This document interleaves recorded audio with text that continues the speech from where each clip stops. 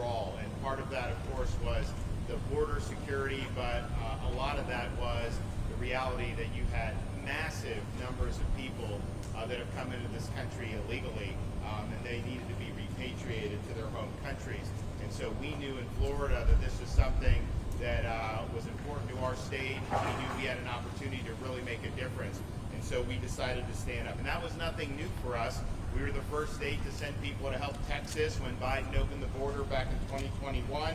I launched Operation Vigilant Sentry a couple years ago to help fill gaps in the maritime interdiction efforts of the Coast Guard, that when illegals try to come in via the sea to the shores of Florida. And just from the state's effort, in addition to everything the Coast Guard's done, just the state of Florida, we've ended up stopping and returning 18,000 illegal aliens, and we just had a bust the other day. So that's been really important to keep the state of Florida safe.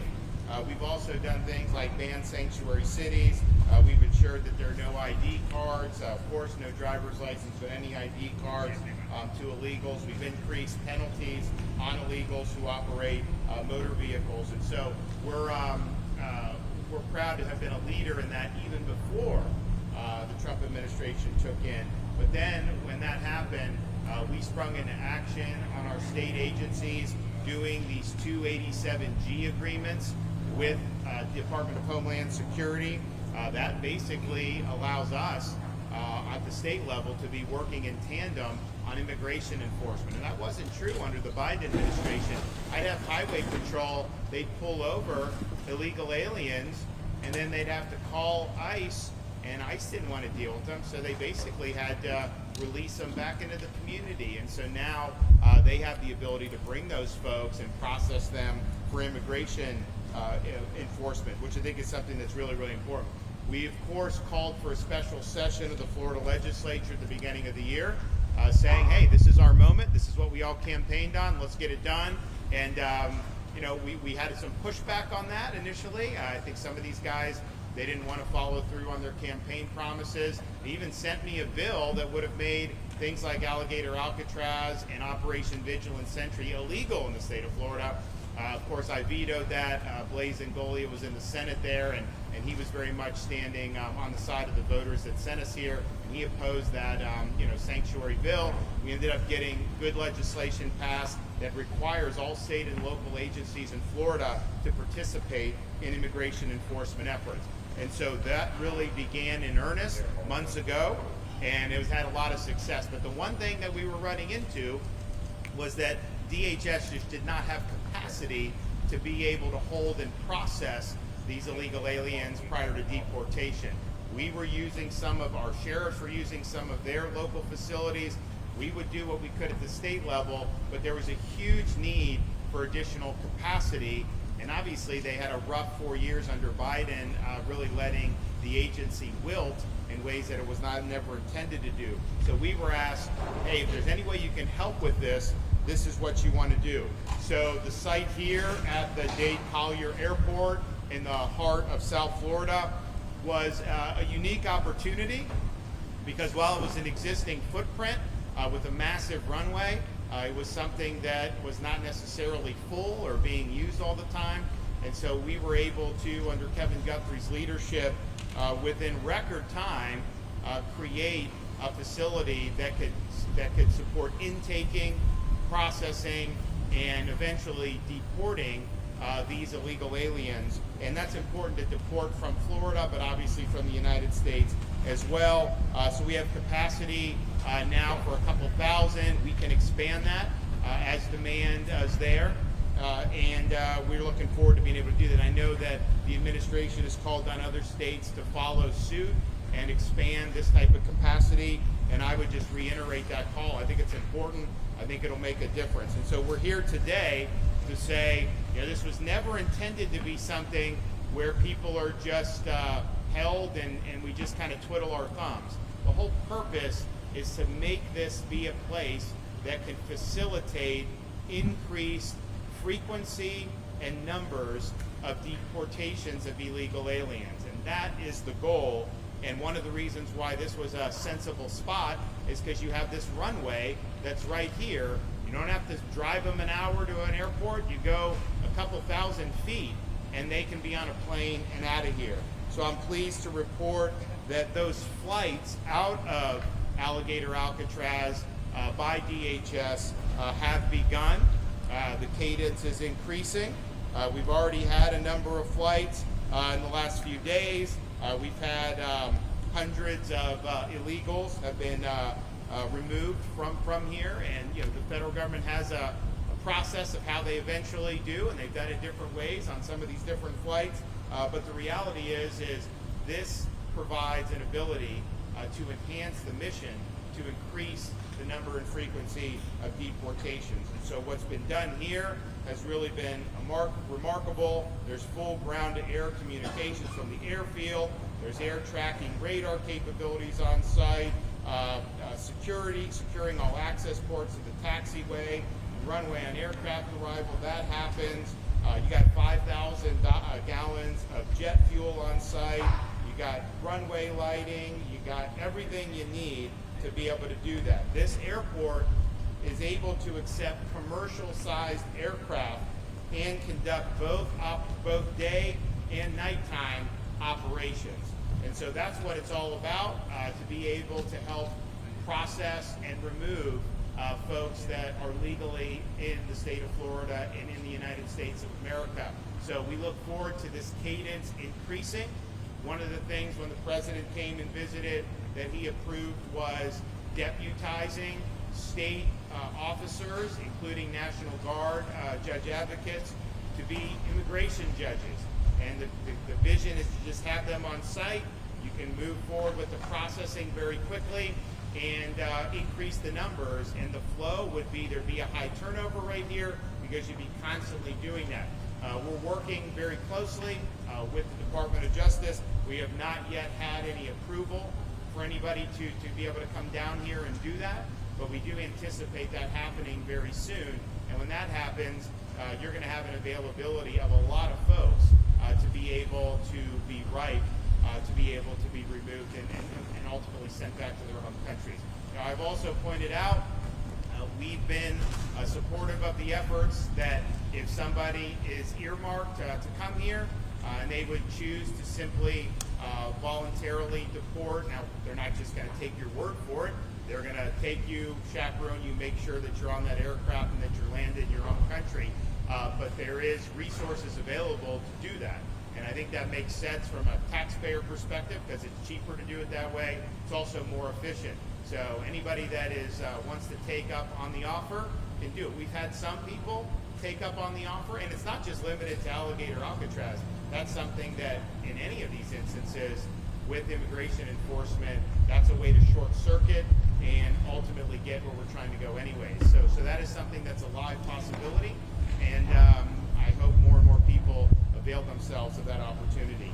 I want to bring up folks here.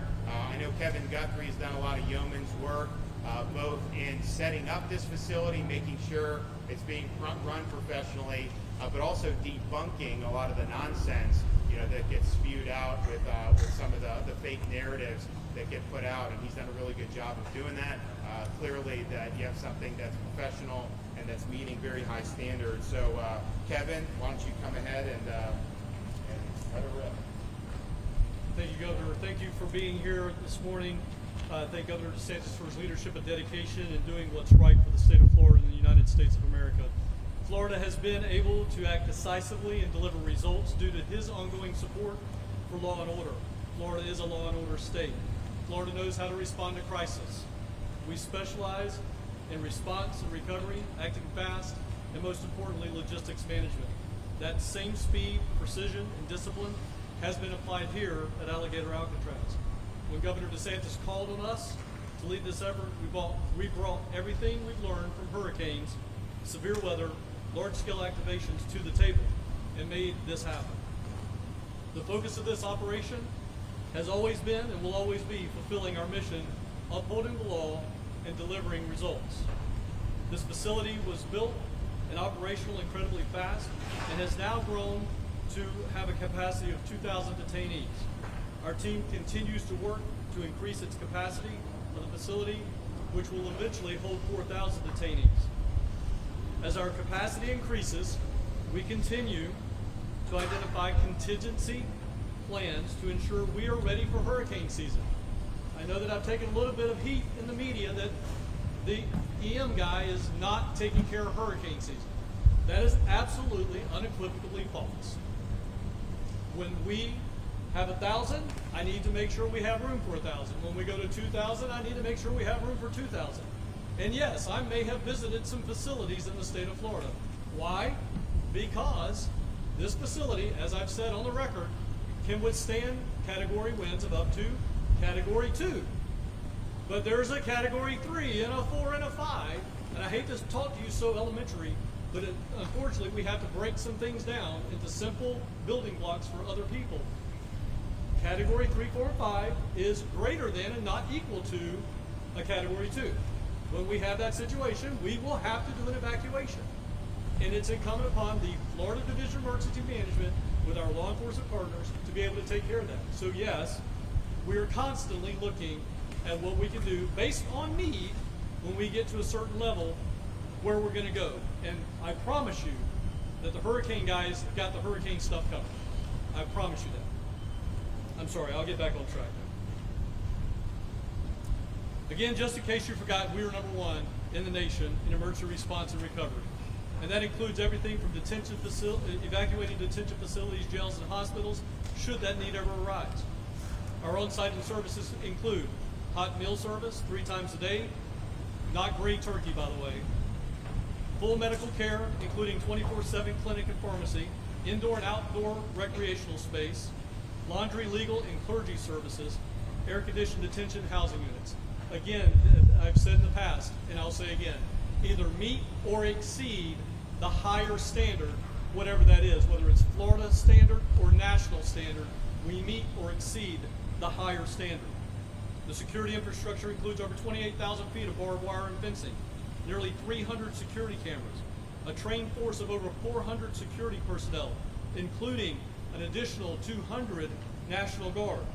Additionally, this facility is surrounded by miles and miles and miles, I believe it's 39 square miles, of natural buffer, turning what was once just a taxiway that saw up to, this is another stat for you, up to over 100 flights a day as we have issues with the environment. All of a sudden, governor is tearing up the environment. There were over 100 flights a day coming in and out of this facility. There's much less than 100 flights a day coming in and out of this facility now. With the airstrip infrastructure already in place, this location has made it even easier for us to coordinate deportation flights directly on site. None of this would be possible without the commitment of Governor DeSantis. His proactive stance long before this project broke ground, coming up now on 3 years, Florida will not be passive bystander when it comes to border security and public safety. This is what leadership looks like, ladies and gentlemen. Leadership is an action verb. It's an adjective, but it's rooted in an action verb. In closing, as we make our way through hurricane season, this facility serves as an example of state capabilities and coordination. Under Governor DeSantis' leadership, Florida continues to lead the way, not just in emergency response, but in operational excellence and readiness on every front. Governor, as always, thank you for the opportunity to lead under your direction.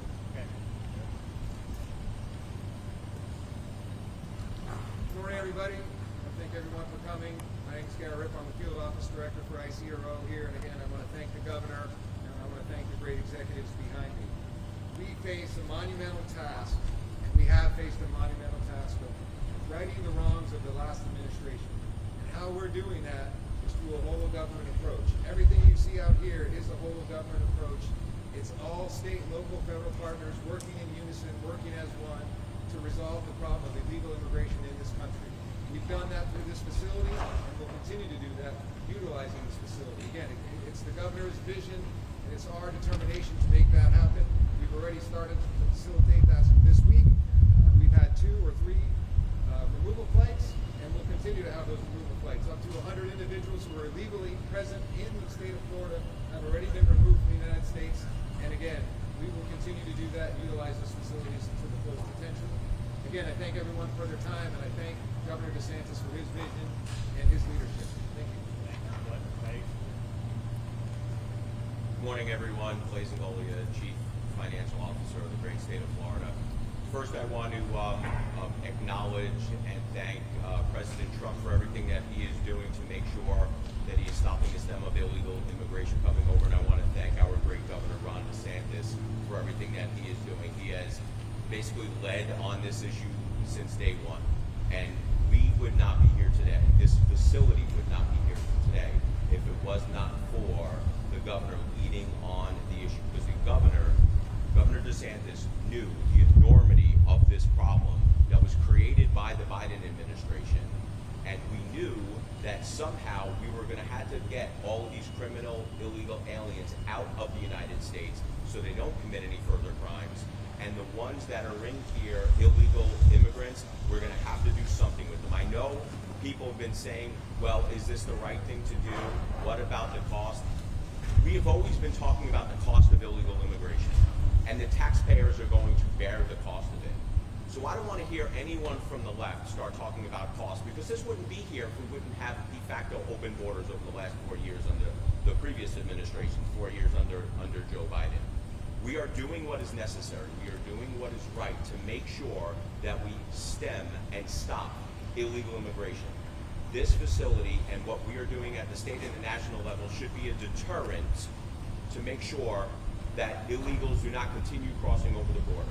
I am not going to sit here and I'm not going to apologize for removing criminal illegal aliens from the United States, those who are harming our communities, effectuating drug trafficking, human trafficking, and ravaging our communities. I make no apologies for saying illegal immigration is a scourge on this country.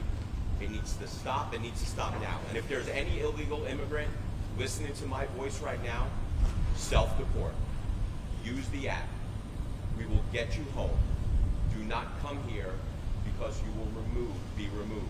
If you want to come here legally. Come here the right way. Be part of our communities. We are not going to stand for illegal immigration anymore. Larry? My primary remarks today are going to be directed to the illegal aliens who are in Florida who have not yet been arrested but who will be arrested. But before I do so, and not just to say nice words to be polite, it's important to understand the significance of this whole thing. President Trump declared and wanted and ordered the largest mass deportation mission in history. That is what we're doing here. And what's very special and very unique about this point in time is you have the genius and mastery of Kevin Guthrie and his team, and it is a team, it's not just him, at the Division of Emergency Management, who is the best in the world at doing things fast, with a sense of urgency, in an environment of high pressure and high stakes. And it's an honor to work with you and to work with your team. And what he brings to this, in addition to his skill set, is doing things with a sense of urgency. And that is a trait that I will say, Governor, with all due respect, is one that I know you value. And I value as well. Then we have combined with that, who I believe the person who has been chosen by the Department of Homeland Security to be the one that I joke with him and I say was sent to Florida to run all the federal immigration enforcement operations in Florida. I joke with him, they sent him to the best state, the state that's the most effective, the state can, quite frankly, do most things on its own. But that's not why.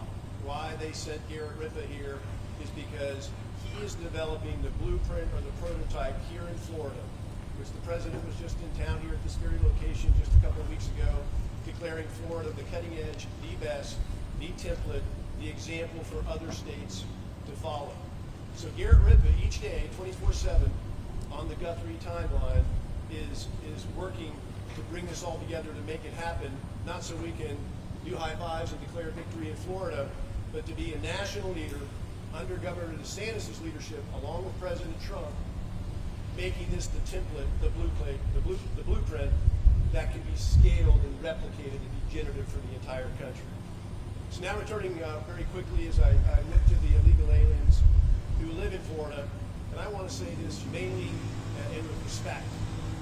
not in terms of finger pointing that this is going to happen and that's going to happen. You are still here. Implicit in that is the notion that you are aware of DHS Secretary Kristi Noem's CBP home platform. It's an option for you to self-deport, to have your flight home paid for, to receive $1,000 when you arrive back in your home country, and very importantly, for you to be eligible to return to this country in the ordinary course the right way, the lawful way. But it's critical to know, and not said enough in my opinion, is that if you put that off thinking you can take the risk and it might turn out well for you, you should think again. Because if you are arrested and you come to a place like Alligator Alcatraz, you are not eligible for CBP home. You're not eligible for that. Now you may think that based on everything that you've seen or heard, that the tempo that you have seen the last 5 or 6 months is the way it's always going to be. I'm here today with some new information. That is not the case. There's two very, very significant things that you need to know about that. Here in Florida, we've been leading all the national numbers with regard to immigration arrests for months.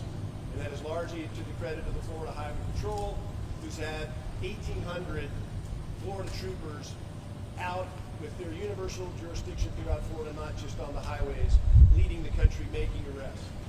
Just within the last couple of days, the federal government has issued credentials to over 1,200 Florida sheriff deputies and over 650 FDLE agents and other state and local law enforcement agencies, to where we have more than doubled our capability and capacity to effect arrests.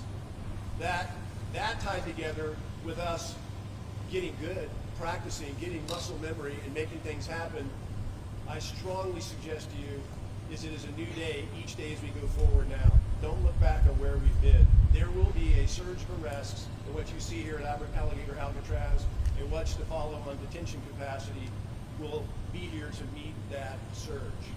The other thing, the last thing I want to say about this is that if you're thinking is that, well, it's not so bad if I get arrested, because you know, and you have seen, and we have all lived and seen the last 4 years of catch and release. I'll get arrested, and an immigration judge will bond me out, and I'll be right back in the community with my lawyer for 4 or 5 years of due process of whatever we can throw on the wall, thinking there may be some amnesty or something might happen.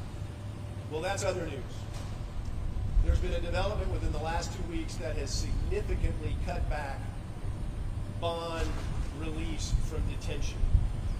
It is my strong recommendation to you that if you do not take up Secretary Noem on the CBP home option to return home, that you will very likely be in a place just like this, if not this place, and you will be here for the entire duration of the time that you are exhausting your due process rights. You will not be living freely in our communities while you're awaiting the due process to take place for years or months. So I strongly recommend to you consider those things, you inform yourself, make the move on CBP home before you were arrested. Thank you.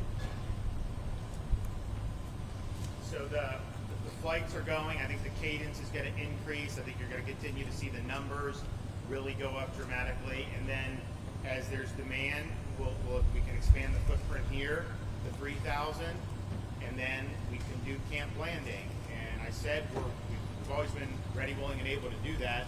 I don't want it to be something where illegals are just being like stored there and then just kind of sitting. I want it to be where illegals are here, there's an aggressive processing and an aggressive deportation schedule. That's what you're seeing starting to occur here down at Alligator Alcatraz, and when there's demand for that beyond here, up there, then we're happy to be able to respond accordingly. And so we look forward to the increased cadence, look forward to hopefully being able to get the approval for the immigration judges to be on site here, and we've offered different personnel that are doing. We're working through different issues because there are logistical issues involved, but President Trump was very clear. He wants to see a force multiplier with respect to the immigration adjudication process, and he wants to speed it up, and he wants Florida to play a role, and he so we stand ready, willing, and able to help with that. And it's all about just realizing the vision, fulfilling the mandate with what people want. They want border secured, which has been done very well, but they also want to have legal workforce. They want to have the rule of law. They certainly don't want to have massive costs imposed on their communities because of waves of illegal immigration. So this is our chance to finally solve this problem once and for all. Florida's playing the leading role amongst the 50 states, and I don't think there's anyone that's even close to doing what we've done. Okay, do we have any questions? Governor. Sir, two questions. One, I wanted to ask you about something we've seen consistent from attorneys who say they still have not been able to access their clients, even though they're using the email that the state has provided. Can you address that, one? And then two, my second question, allegations by the Democrats who say that contracts related to the facility are no longer on the state websites, that they keep disappearing. Well, I'll let Kevin address. Do you want to address the contract issue? So, and we happen to have the CFO with us today, and he and I were talking about this earlier. The contracts not being on the website is false. What our staff ended up doing was we actually put proprietary information on the website. We have competitive contracts. We are encouraged to do competitive procurements. And by the way, there's not a single sole source contract at this site. Now that you got me riled back up again, sorry about that. Everything here has been competitively bid off of master contracts that went to competitive procurement a year, 2, 3 years ago. So what happened was our team put the actual detailed line item PO that then now every other competitive contractor can see what their rate is. So we took that down. We've replaced it with summary sheets on the actual amount that they've been given. So that's what's happening. Oh, and the legal issue. Legal issue, my understanding, my attorney has told me that she has worked out the issues, and we should have our first set of on-site legal representation no later than Monday. And we are scheduled, I'm looking for my guy, we're scheduled to go with that almost 24/7 if we need to. So the space that we have, we can do those meetings all day long, 24/7, 365. But we had some technology issues. We have now worked those things out, and we should be starting that on Monday. How have you been able to start deportation flights without people being able to access their clients? Some of the, remember, there's probably close to 800,000 illegal aliens that have already been ordered deported in this country. Florida, we had at least 50,000, 75,000. I mean, so the idea that somehow, you need some elaborate process in some of those situations, it's just not factually true in terms of the law. DHS can answer on each individual folks, but the whole purpose of having this is to be able to have a very efficient way to deport, understanding that they have to go through this process. I mean, to me, it's like, if you're subjected to a traditional criminal process, there's a bunch of due process that goes into that, because ultimately, are you guilty of this crime? There's elements, all this. This should be a pretty simple process. You either have a right to be here or you don't. And really, that's what we need to determine when you do this. And once that's determined, if you're in this country illegally, then you should be subject to expeditious deportation. And that's the goal of what this is doing. But I know that DHS has a whole process for how they do it. Now, from the state's perspective, we ramp all this up. We're running. Once they get on that plane, DHS handles them and process them, deport them accordingly. So, and there's different ways. I mean, I know DHS has, in some instances, just deported people back across the Mexico border, and that's fine. I mean, whatever they think works is all good. Governor Curtis McLeod with Spectrum News 13 wanted to know, we've spoken with several family members who say they have individuals, family members here. What's being done? Those people are here and they should not be here. They have the proper credentials that say they belong here in the United States. Well, I'll refer that to DHS in terms of how that. I can tell you, DHS is sending people who they absolutely believe are here illegally and are subject to deportation, right? There you go. So everybody here is already on a final removal order. So in that situation, to have a family member say they have the proper credentials when they've already been ordered to be removed through the process shows you that that's not accurate. That they had a process. That process has been executed, and they have found to not have the right to be in this country. I would also just point out, I mean, look, there's a lot of people that have fraudulent credentials. I mean, let's just be clear. When we have E-Verify in Florida, but some of these guys, they have fake IDs, and so if you just run the ID, it actually may come back positive as someone can be here because they think it's somebody else. They don't realize that there's an illegal that has it. But yeah, they've been ordered to be removed from this country, and they have the ability to do that. During your opening remarks, you talked about how the Trump administration, how Florida has been a force multiplier, but it hasn't just been on immigration, it's been on so many other policies, including school, personnel. We heard Trump endorse Ashley Moody last night, who was your pick, and also Joe Gruters for the RNC. What do you think that it says about Florida and the influence that it's having nationally on policies and on personnel in the Trump administration? Well, I think the issue is Florida's led the way for years now. We led the country, dragged this country out of COVID lockdown. We were the place everybody was coming to escape the madness in a lot of these other places, not just in the United States, but around the world. We led the effort to fight against Biden's immigration and border policies. We led the effort against the woke mind virus, whether that was in schools, whether that was in corporate America. We were effectively the ones that nuked ESG. We were the first state to eliminate DE&I. Of course, we've been leading the way on economy 3 years in a row, ranked number 1. So I think we've seen issues, we've addressed the issues, particularly when you have some of the far left that's really run amok in some of these places, and may run amok more in places like New York City. If this guy gets elected to be mayor of New York, it's going to be huge fallout from that. So we've continued to lead, and I think the stuff that we were doing prior to the Trump administration taking office, these are the things that conservatives have wanted to see done for a long time. I mean, we've been complaining for 20 years about higher education going off the rails, and yet no one was doing anything about it. So we came in and we've done that. We've really right-sized or course-corrected, I think, positively. And I think what they're doing with Linda McMahon on higher education is positive. We're working constructively. We just did the accreditation. We're going to have a new accreditor that's going to be able to help us get over some of these things that have been holding back higher ed. So on and on it goes. Law and order. We've been the leading state on law and order. There's no question about that. So all of this is, we've seen problems. We've responded to the voters that have elected us here, and we've led in ways that I think have paved the way for more progress to happen nationally. Remember, when we were taking on the woke, that was not necessarily popular to do. That was at the crest of this madness that was taking hold, and a lot of media, a lot of elites were really going in whole hog. Corporate America, educational institutions, and we drew a very clear line in the sand. We say our state is where woke goes to die. Now the woke, no one wants to admit that they're woke, right? It's different. It's a few years down the line. DE&I, we were the first state to eliminate that. That was years ago, and we took a lot of flack for that. Now everybody's running away from DE&I. Women's sports, we were, if not the first, certainly one of the first states to lean in to protect that.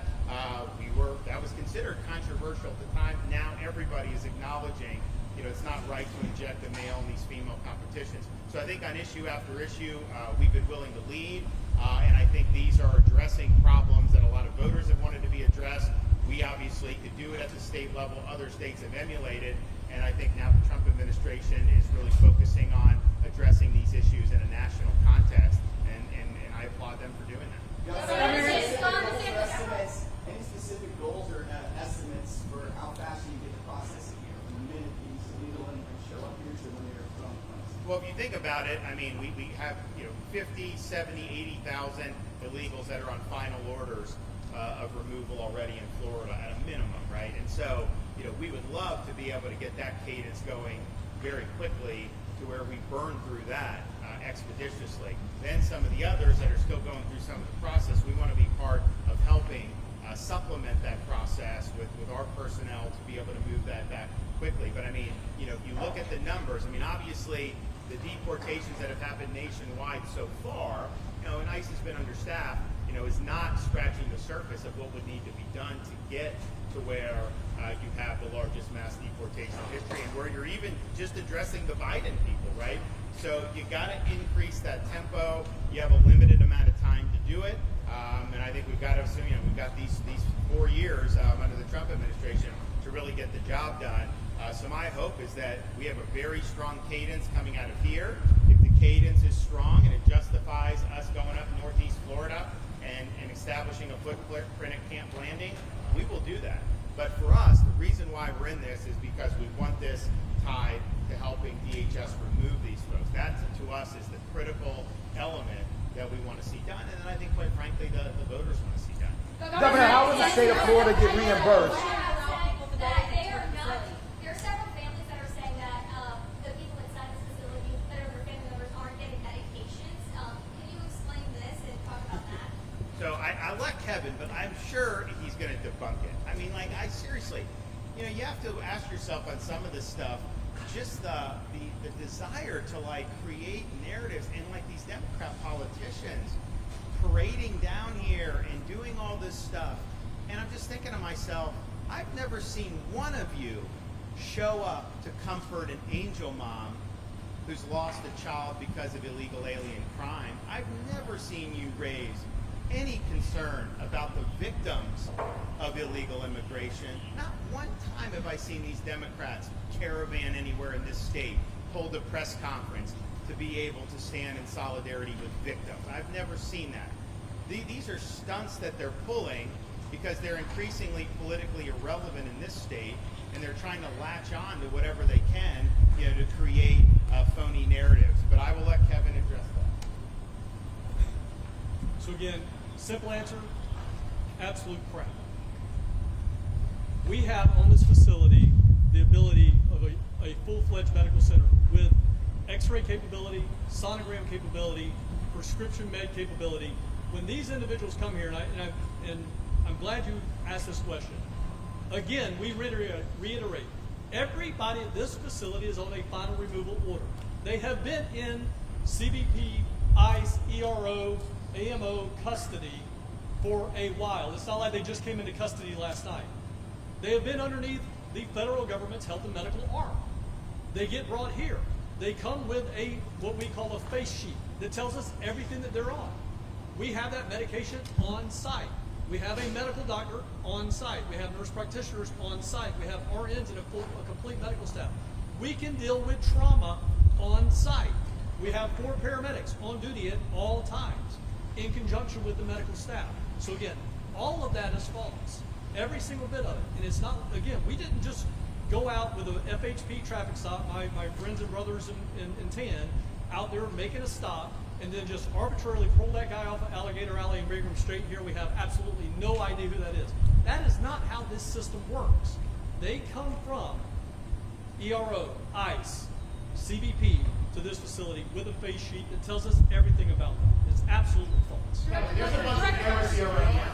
I mean, you have all these, some of these, it's like it's just the lengths that people are going to try to make an issue out of everything. There was one report, one of the illegals said that his ham sandwich was cold. And I'm thinking to myself, you're entitled to toasted hoagies? First of all, Jimmy John's is one of the most successful restaurant sandwich places in the country. They didn't have any toasted subs until very recently. They had only done cold subs, and it became a massive success, financial success. Now they do offer toasted subs. I don't think they do cheesesteaks. My kids like the cheesesteak from Jersey Mike's, but be that as it may, to say that the AC's on too much, it's too cold, or this or that, at some point it's good grief, just acknowledge the fact that what Kevin and these guys done has been a Herculean effort to get this up, that they are meeting or exceeding every state or federal standard, or whichever's higher, and that this is in fact a force multiplier to be able to assist with the removal of illegal aliens from the country, and that's what it is. And so they've done a really good job on this. When I see this stuff, I don't even have to ask him, because I know that there's that you're not being told straight. And I think it's also interesting that there's folks in particularly corporate media. You'll have a criminal alien ordered to be deported, has committed criminal offenses in addition to immigration, and he will just assert something, and that will be reported as fact with no corroboration. It's interesting. You would never say if somebody that was on law enforcement just asserted. You would always ask questions, and you would do that. But somehow, with the criminal alien, you'll just accept that. And why? Because it fits the desired narrative. That's why people do it. Governor, question for Mr. Angolia. Question for Mr. Angolia. I'll do both of you. You go first, and then you go. Fire, if a hurricane hits here, it's higher than a Category 2, like this place kind of sustained. Where will all these detainees, thousands of them, where will they go? It will depend on the path of the storm. So Kevin has contingency plans. People are like, what happens if a hurricane hit? And I just think to myself, this ain't our first rodeo, okay? We know in Florida anything is susceptible to have to be evacuated. And there's some areas that may be a little bit more vulnerable, but there's not a single place in the state that you would be totally immune from having any impacts of hurricanes. But it also depends on the shape of the storm, the trajectory of the storm. So they have that built out, and we do this in different contexts. We do it in the corrections context and have done it in the corrections context. We also have to redeploy first responders. So for Hurricane Milton, we were staged at Tropicana Field, home of the Tampa Bay Rays. It's a convenient, very efficient place to do it. Well, Kevin's watching the storm, he's watching how it's coming, and he made the decision we got to evacuate them out of there because we think it's going to be impacted by the storm. And of course it was. The roof got blown off, although the roof was supposed to withstand a little more than it did. So the roof got blown. So those guys were strategically redeployed, and then they got on target just like it was. So that will happen. There'll be accommodations that will be made that's accordingly. This stuff though can withstand non-major hurricane, Cat 1, Cat 2. Doesn't mean you can't have it. Now, the more interior you are, you guys who've covered hurricanes know when it hits land, it does slow down. So if we have a hurricane that hits Southwest Florida as a weak Cat 3, by the time it gets here, maybe those winds would be sub Cat 2. I mean, these are judgments that will be made accordingly, and there will be preparations made. And I'll just echo something Kevin said, because DEM is overseeing this, that must mean that they're not doing the standard preparations for hurricanes. That's obviously ridiculous. These, as you know, these are contracted folks. There are DEM personnel who are helping to coordinate, but we've got massive resources that are on standby in the event that we have additional major weather events. And I'm hoping that we don't. And I always tell people, we've had 6 majors in 7 years. We deserve a break remember, we had 10 years. We didn't have any recently. Wouldn't it be great to get another 10-year stretch? And I sincerely hope for that, but I do not expect that or plan for that. We have to plan as if we're going to have more events this year, writ large, even apart from Alligator Alcatraz. But if you had like a Hurricane Michael trajectory, you wouldn't need to evacuate anybody from here. If you had a Hurricane Irma trajectory, then you'd probably need to make some accommodations. And so these are things that these guys will watch. They have contingency plans. There's not one specific place where they will go to because you don't want to evacuate people into additional storm. So, Governor, you mentioned the medical facilities. You mentioned, the laundry facilities and even the living quarters. Instead of taking the detainees' word for it or your word for it, why not allow us to go tour the facility today or another day?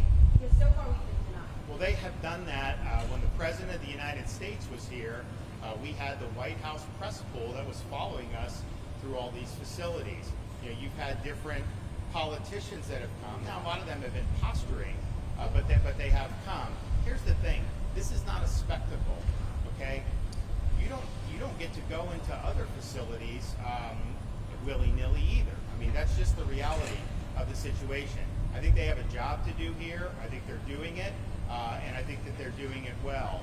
And so we're going to continue, and Kevin's going to be able to make judgments about what's best for the mission, and I'm going to stand by his judgments on what's best for the mission. Governor, quick question for Mr. Angolia. Where we actually had a state trooper acknowledge that he would get a $30,000 bonus now, a $30,000 bonus after capturing an undocumented migrant. I'm curious if law enforcement. are Okay, but getting I mean, with respectfully, and where are you from? I'm with them. Okay. Yeah.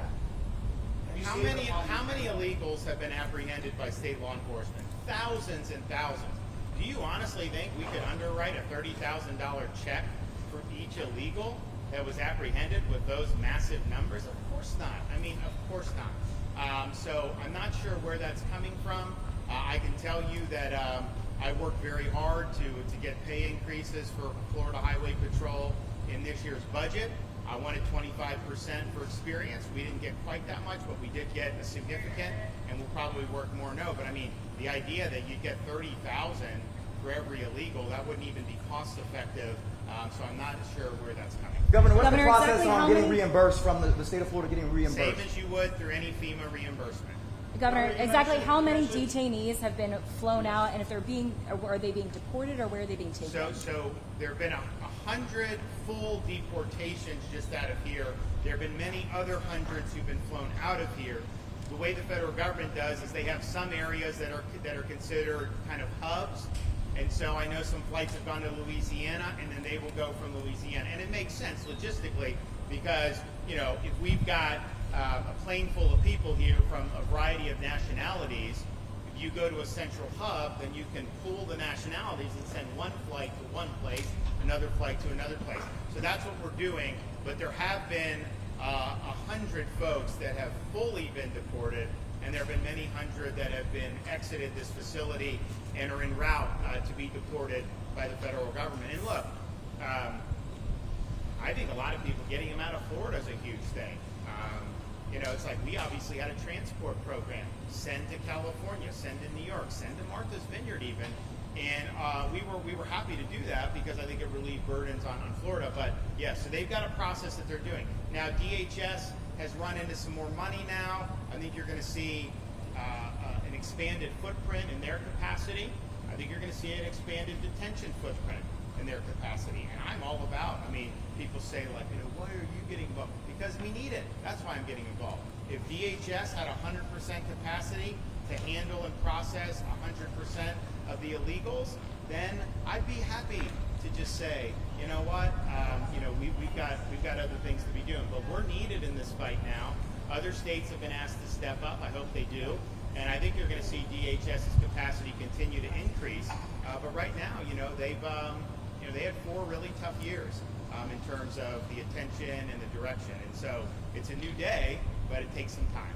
Governor, are these immigrants being sent to places like El Salvador, or are they being sent to their country of origin? And then on top of that, if you were to step under this tent, I guarantee you we all smell like bug spray. That is a luxury that we can afford. Do you know what's being done for the immigrants inside the tent and the mitigations?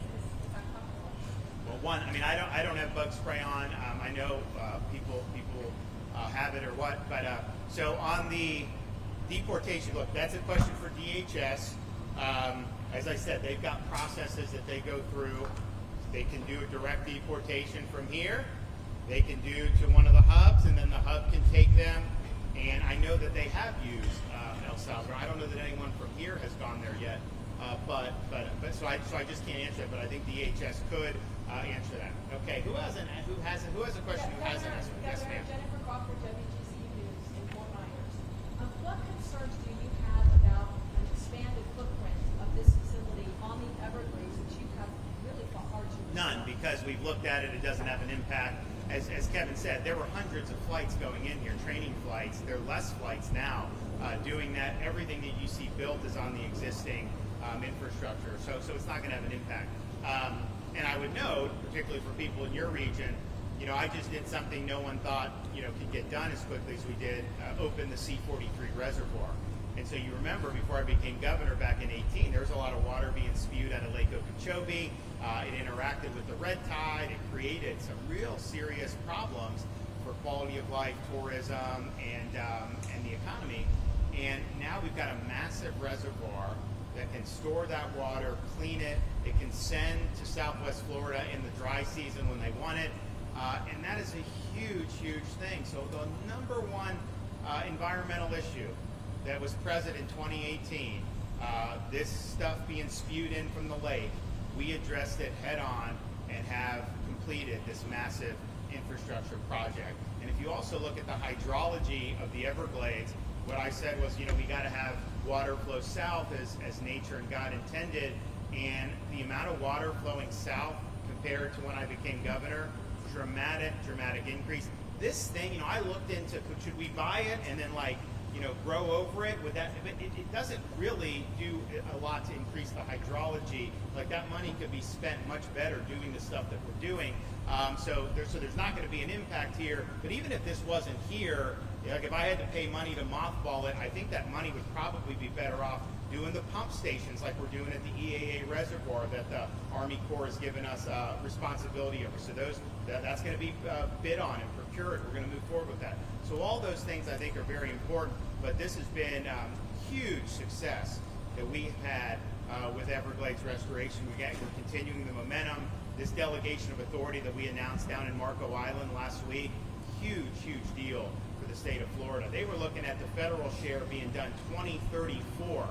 Now it's going to be done 5 years earlier because the state is being given resources to be able to go forward and do this. And so it's been a huge cornerstone of what we've done. The progress is undeniable, and this is not anything that's impacting. In fact, there are less flights as a result of what we're doing than there were before that. Can you explain all the waste?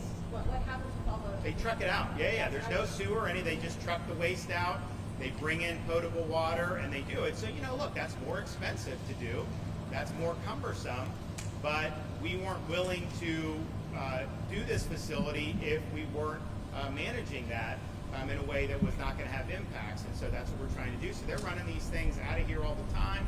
And I think they've done a really good job doing it. And they're basically, this existing concrete is what they're using. I mean, you look, there's grass in the interior here. Honestly, there'd be no reason that you couldn't use that. It's not going to affect that by Everglades. But they're not even using that. They're literally just staying on the concrete. So I think it's been a really incredible footprint that they've been able to do with this. That talks about the state now doing the self-deportation. Can you talk about that? The state doing self-deportation. Yeah. So the self-deportations is, obviously the feds are doing it. We're willing to do it as part of this FEMA reimbursement as well from here. Now that's got to be supervised because some of these people, we're not just going to hey, take a ticket. See, no. They're going to be escorted. They're going to do that. But and so we've done, how many have we done? We've done, not from here necessarily, but statewide we've done, we've done 24 self-deportations that have been funded. But any self-deportation out of here, if we pay for the ticket, that is subject to FEMA reimbursement, we believe. So we're happy to do that. I think it saves money.